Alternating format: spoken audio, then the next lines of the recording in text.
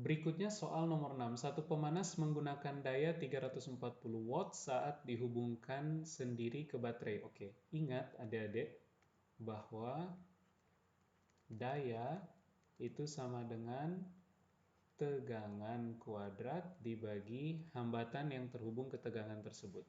Nah, kalau ada satu pemanas, misalkan kita sebut sebagai pemanas 1,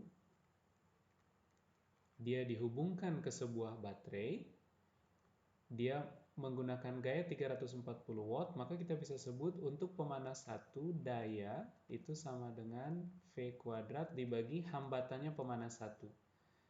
Kemudian ada pemanas lain, oke, kita kasih nama pemanas 2,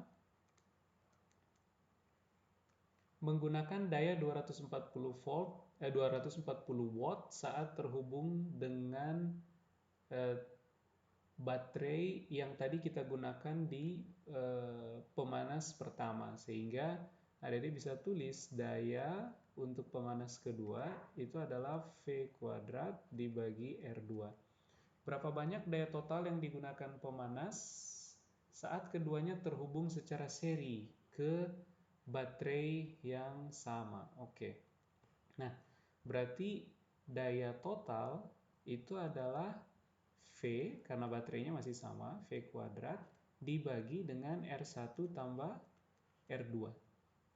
Maka adik-adik peroleh, kalau begitu, ini sama dengan V kuadrat dibagi, adik-adik lihat R1 itu bisa kita peroleh dari sini, karena P1 diketahui.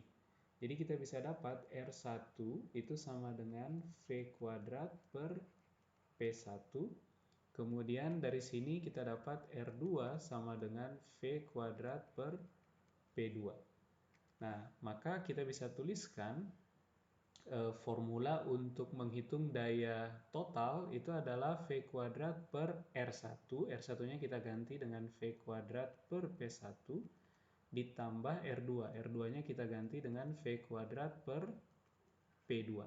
Dan ini sama dengan V kuadrat di pembilang dan penyebut bisa kita coret sehingga kita dapat 1 dibagi 1 P1 tambah 1 P2.